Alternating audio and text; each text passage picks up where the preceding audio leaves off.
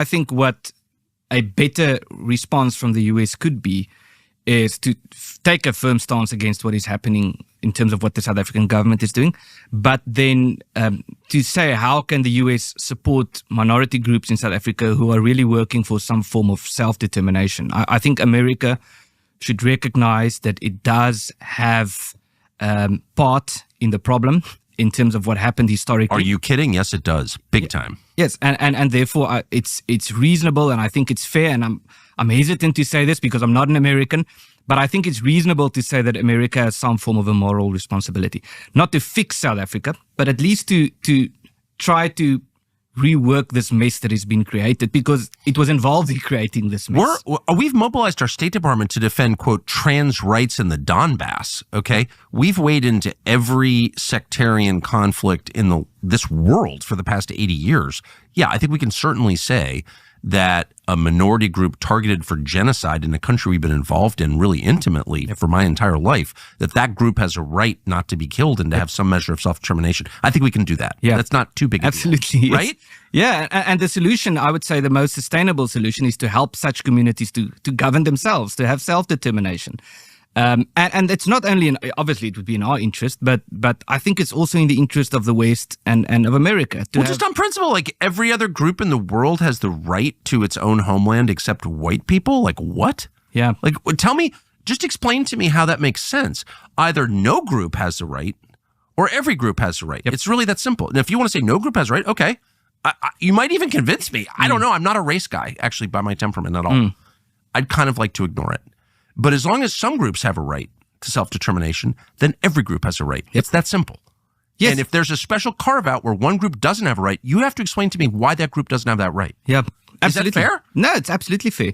Well, I think South Africa is a... What? I mean, what the hell why are we playing along with this nonsense? Yeah, it's this narrative has become this massive stream that is turned into rapids on a river that just pulls everyone along. And this narrative just says if you're white, then there's inherently something wrong with you. It doesn't make any sense, and it's leading toward a really bad conclusion, obviously, as it has for every other group targeted in this way has really suffered and there are a lot of them, okay? It's not, there are a lot of them. Yep. And it never ends up well. And I just don't know why we're playing along where you're not even allowed to say, oh, you haven't been. I don't care anymore, obviously. But again, either every group has a right to self-determination or no group does. You can't have this system where, some groups do or all groups do but one. No. It's all or nothing on this. Yeah, I have listened to your leader, at least on one occasion in convention here. It was 2 years ago, and at that time he advocated the separate state proposition of giving the what you call the so-called American Negro a separate state in which to live, to make their own way. Would you explain that philosophy, please? And have you had any support for it from anybody in official ranks? Your first question first. To my understanding, what Mr. Muhammad has said is that he wants freedom, justice, and equality for the black people here in America, which you agree they don't have. If they did, you wouldn't have a race problem. And he says, if America cannot bring about freedom, justice, and equality for our people in this country, then America should allow us to leave. If we can't get along together, we should be allowed to depart and go someplace where we can set up housekeeping for ourselves.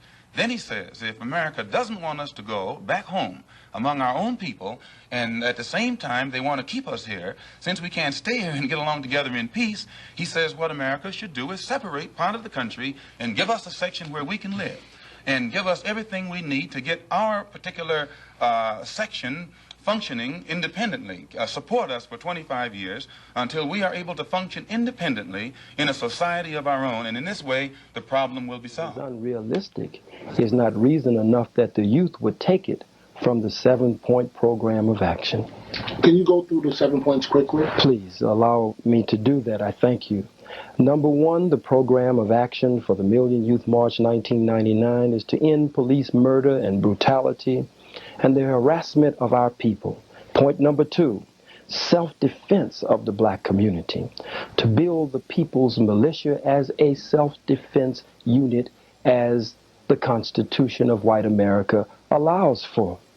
Number 3, control of the politics and economics in our communities, build independent political, social, and financial institutions in our community. All realistic goals. Number 4, build independent schools, black liberation schools, community control schools, alternative schools, where we can train and teach our children a proper knowledge of self and education that will lead to a brighter future. One of our sub-themes of the march is saving our youth, securing our future. Black power into the year 2000 is the main one. Number 5, reparations for the descendants of African people enslaved in the United States of America, we have just touched. Number 6, free all political prisoners and prisoners of war. And number 7, self-determination for the black nation. 40 million Africans inside the United States are an oppressed and colonized nation, and our struggle, the youth say, and we back them up 100%, and it is our struggle also, is for national liberation. What type of leader? The television buzzed in the corner. It was tuned to CNN, the volume low. I sat with my coffee, the words washing over me. Another day, another headline. This one stung. Trump back in office had opened America's doors, but not to everyone, only to white South Africans, Afrikaners, they called themselves. They were fleeing persecution, seeking refuge. The irony was thick enough to choke on. I thought of my grandmother, her stories of the South, the fear, the struggle, the fight for basic rights, a fight that never seemed to end. And now, here we were, watching the same script play out. Different actors, same tired plot. The diner was mostly empty. The smell of bacon grease hung in the air, a comforting familiarity. But the news had soured my appetite. This wasn't just about South Africa. It was about us, about the lie of equal opportunity, the chasm between their struggle and ours. Ernst Roets, they called him. He was on the television now, his face a mask of earnest concern. He spoke of the plight of his people, the Afrikaners, farmers he called them, driven from their land. He spoke of violence, of a government that turned a blind eye. His voice cracked with emotion. Our people are under siege. We are a white minority targeted for our race. He painted a picture of a people under siege, a white minority targeted for their race. His words found fertile ground. Trump, ever the champion of the aggrieved white man, listened. He saw an opportunity, a chance to right what he saw as a historical wrong. And so, the doors swung open. Visas were expedited, pathways to citizenship cleared. A beacon of hope, they called it, a lifeline to a people in need. But the more I listened, the more I heard the echo of a familiar silence. The Republic of New Africa. A memory stirred, a chapter from our own history. A group of black Americans, tired of waiting for equality, sought to carve out their own nation. They wanted what every people want, self-determination, a chance to build a future free from fear. Their demands were met with scorn, their movement crushed before it could truly begin. No refuge offered to them, no sympathetic ear from the halls of power. Their struggle, like so many others, was swept under the rug of American history. I thought of the reparations debate, the fight for economic justice, the way our history of slavery, of Jim Crow, was dismissed as ancient history, the way our present-day struggles were met with indifference, or worse, hostility. The news shifted. They were interviewing Afrikaner families now, their faces etched with a mixture of fear and relief. They spoke of escaping a life of fear, of starting anew in America. They spoke of Trump as a savior, a man who understood their plight. We are escaping a life of fear. Trump is our savior. I saw the fear in their eyes, heard the tremor in their voices, and I couldn't help but feel a pang of empathy. No one deserves to live in fear. But even as I felt for their plight, a part of me couldn't shake the feeling of a double standard at play. Where was this empathy when black families were torn apart by a system that disproportionately targeted and incarcerated our men? Where was this urgency when black communities were ravaged by poverty and violence? The answer was a bitter pill to swallow. Section 5, a house divided. I scrolled through my phone, the blue light illuminating my face. Social media was ablaze. The news of Trump's asylum offer had ignited a firestorm. Afrikaners, emboldened by the support, were sharing their stories, their fears, their hopes. But there were other voices too. voices filled with anger, with frustration, black voices, questioning the selective empathy, the blatant hypocrisy. They spoke of their own struggles, their own history of oppression. Their words, like so many times before, seemed to disappear into the void.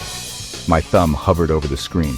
I typed out a message, a simple question. Where was this energy when we were asking for justice? I hesitated, then hit send. The responses were immediate, a torrent of agreement, anger, and denial. The digital divide reflected the chasm that ran through our nation. The news played on, a constant backdrop to my thoughts. They were talking about a bill now, a bill to sanction South Africa for its treatment of white citizens. The irony was almost laughable. Meanwhile, my proposal for a reparations study, a way to even begin a conversation about the legacy of slavery, had been laughed out of the room, dismissed as radical, impractical, divisive. The message was clear. Their pain mattered, ours did not. The weight of it all settled in my chest, a familiar heaviness. This wasn't just about politics. It was about something deeper, something woven into the very fabric of this nation. It was about the enduring legacy of white supremacy, the way it contorted reality, twisted empathy, and poisoned the well of justice. The diner was filling up now, the lunch rush beginning. I watched as people came and went, their conversations a low hum around me. The world kept spinning, oblivious to the turmoil in my heart. Or maybe it wasn't oblivious. Maybe it was just easier to look away. I thought of all the times I had tried to explain, to make them see. The blank stares, the dismissive shrugs, the insistence that I was dwelling on the past, that things were different now. But the past was never the past. It lived on in the present, in the disparities that plagued our communities, in the fear that shadowed our every move. We were living in two different Americas, one where your pain was acknowledged, your humanity affirmed, and another where your cries for justice were met with silence, your existence a threat to be managed, controlled, erased.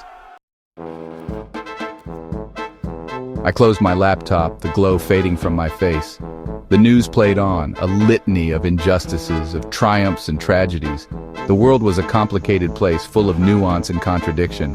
But some things were simple, some truths were undeniable. The legacy of colonialism, of slavery, of apartheid was alive and well. It lived on in the policies that favored some over others, in the narratives that shaped our understanding of the world. It lived on in the silence that greeted our cries for justice, in the indifference that met our pain. The fight for equality was a marathon, not a sprint. It was a relay race, passed down from generation to generation. And even though the finish line seemed impossibly far away, we had to keep running. We had to keep fighting for a world where all lives mattered, where justice was blind to the color of your skin. I stepped out of the diner, the afternoon sun warm on my face. The city buzzed around me, a symphony of noise and motion. Life went on, even as the world burned, but I couldn't shake the feeling that something had shifted. The ground beneath our feet was unsteady, the old order crumbling. The world was watching, and while our struggles might be different, our fight for justice was universal. The arc of the moral universe might be long, but it bent towards justice. That was the hope I clung to, the belief that kept me moving forward. For my ancestors, for my children, for all of us who dared to dream of a better world. The most important person in the world is the storyteller. The storyteller sets the vision, values, and agenda of an entire generation to come. Steve Jobs. So, what do you think? Drop your thoughts in the comments, and let's keep this story alive. Until next time, remember, our struggle has always been about the land.